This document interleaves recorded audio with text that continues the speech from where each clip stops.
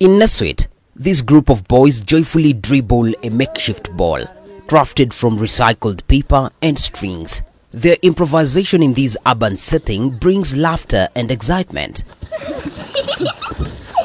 Meanwhile, nearby community members are seen fetching water from an open spring which is unprotected and lacks the shelter of trees. Monica Chebet, a resident of Neswit, emphasizes the negative impact of the spring's condition on the residents. Sana unastukia mtoto anasema na sokoto na tumbo, lakini hauwezi jua shida ni nini. Kwa juu ukienda kuchota maji, unastukia watoto tu wanatema ndani, wanakanyanga ndani, mara inakutana, badala uchote utoe, watoto wanachota na mix na ile chafu. Neswit ward is situated near the Longman Forest, also known as the Logoman Forest, which is part of the larger Mau Forest. These catchment areas host around 52 similar springs. Approximately 1 kilometer from the first spring, there's a common water intake point. Protected by a concrete chamber, it allows only clean water to flow. The area is bustling with activity. Residents doing their laundry, people gathering water for domestic use, and using pack animals for heavier loads. Across the stream, community members are busy burning charcoal. Farms can be seen on both sides with flourishing maize crops. Wanachota maji ya consumption. Wanyama pia wanakunywa maji hapa, wanakuja wanafulia. Na kwa mambo ya health tunaona kuna challenge kwa sababu kama vile mnavyoona maji wakifua kando na mto, maji machafu yanarudi kwa mto na tena wanatumia kuchota maji, na hiyo ndio inaleta hata magonjwa kama cholera. Especially hizo cases inakuwa reported Januari wakati kuna shida ya maji. Tuko na hii ugonjwa inaitwa typhoid juu ya uchafu. Sasa kama ni kulima, tunalima na mambo ya borea siko, kunyunyuzia dawa mashamba, hiyo yote inaadhiri mambo ya maji. Juu sasa hiyo maji iko open, hakuna mahali imezuiwa kukua, aina hiyo uchafu yote. Mambo ya solution tena inaadhiri tena. Juu wakati sasa kumelimwa karibu na mtoni, hiyo borea yenye tunapanda naye inateremka inaenda kwa mto. Kwa hivyo hiyo maji inakuwa ni chafu. Farming has been the main economic activity for residents in the Neswit and Njoro area of Nakuru County. However, over the years, the harvest has significantly declined, despite it being a catchment area. Hapa ungelima shamba utoe viazi gunia kwa ekari moja, gunia 200. Lakini kwa sasa unatoa gunia 80, 90. The water from the springs converges to form tributaries, which ultimately converge to create River Njoro, also known as River Njoro. Francis Ngonino, chairman of the Neswit Water Resource Users Association, RUA, takes an active role in civil education and raising awareness about the importance of conserving the river's ecosystem.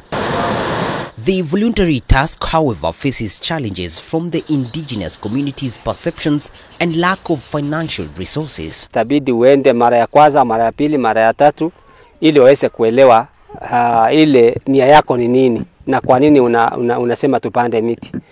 Jambo lingine, kuna ukosefu wa pesa. Unasafiri hapa na pale, hakuna pesa. Siku hizi pia uchumi ni mbaya. Na wakati unaposanya wana kikundi mahali kwamba kujeni tuongee, tuweze kutengeneza tree nursery na tufanye nini, mwisho watu wataanza kusema watoto wetu wanaenda shule, tunataka chakula nini. So ni hali ngumu ingawaje tunapambana. Francis collaborates with William Leleshwa, chair of the Area Community Forest Association, to protect not only the degraded Njoro River but also the catchment areas. Their partnership leads community-based initiatives such as establishing tree nurseries, constructing livestock water points, and providing environmental conservation training. Significant progress has been made in rehabilitating riparian land with indigenous trees. Njoro River spans slightly over 50 kilometers, with a watershed basin covering over 300 square kilometers. It sustains the livelihood of more than 250,000 people. As the river passes through Njoro town centre, the picturesque hills and towering trees give the impression that the ecosystem is slowly healing. However, there is a tipping point where the damage becomes evident. Obstruction of water is one of the main challenges facing River Njoro. However, pollution is a raising concern. Flower farms and industries upstream are discharging their effluent into the river which feeds into Lake Nakuru, which is famous for its flamingos. Uchafu mwingi hapa ambao unaingia kwa mto unapata ni uchafu ambao unatoka kwa slaughterhouses, unatoka kwa industries, unatoka kwa flower farms na unatoka kwa homesteads. Because Njoro sub-county, we do not have a designated dump site. So you find every homestead wanaka area kao ambao wanatupa uchafu huo ambao mwingi wakati wa mvua it's find its way into the river kwa ile deluge ya maji ambayo inateremka kwa mto.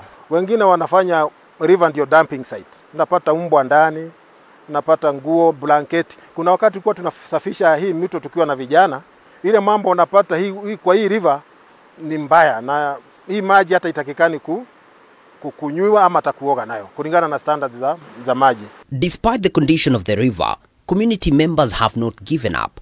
They propagate seedlings in tree nurseries to reclaim land and embrace regenerative agriculture. Grass is grown next to the river banks to reduce soil erosion, and fruit trees are planted to encourage afforestation. Beekeeping has also been embraced as an incentive for climate action. Philip Ngok, chair of the Ngata Water Resource Users Association, conducts monthly assessment tests on the river.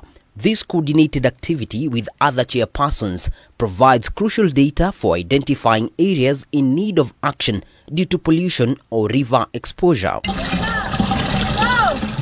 As the river flows through Njoro and Ngata, it passes through Nakuru town and Barut. Community perception is also very important because what do the people around see or think about their river? Their perception affects how we are going to conserve the river. If they take that this is not important, this water is bad, whatever, then that tells us we need to step up our efforts. At this point, the view becomes heartbreaking. The seemingly clean river water encounters an open sewer line from the upper Shabab and Kaptembwa areas of Nakuru town. A well-constructed culvert pours pollution into Njoro River Basin, right next to a bridge in broad daylight. Authorities responsible for river protection turn a blind eye to this degradation. Barut imekuwa chafu sana maji, imekuwa si muhimu tena kwa maishani mwetu, imekuwa na uchafu mingi, na nafikiri hii uchafu ililetwa na mambo ya conjunction. Yani watu wamehamia hapa sana Barut.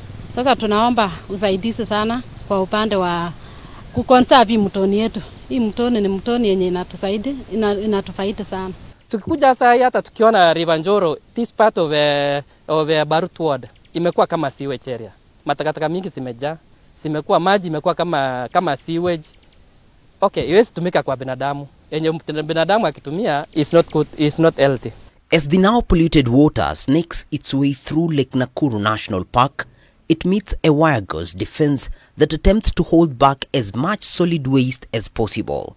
However, the polluted water eventually reaches Lake Nakuru, a national tourist attraction and a saltwater lake ecosystem. This pollution poses a threat to the dwindling flamingo population and the entire biodiversity of the lake.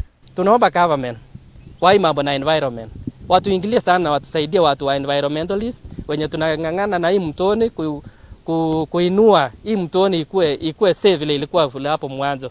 The Kenya Wildlife Service reported a sharp decline in flamingo numbers, with only 6,000 counted in Lake Nakuru and an additional 4,000 in nearby sewerage treatment ponds. This is a significant decrease from the estimated 850,000 flamingos in the year 2000. Unless action is taken soon, Lake Nakuru may become a massive sewer holding area, leading to the extinction of species, affecting livelihoods and harming the national revenue source. For Voice of Nature, I'm David Kagina.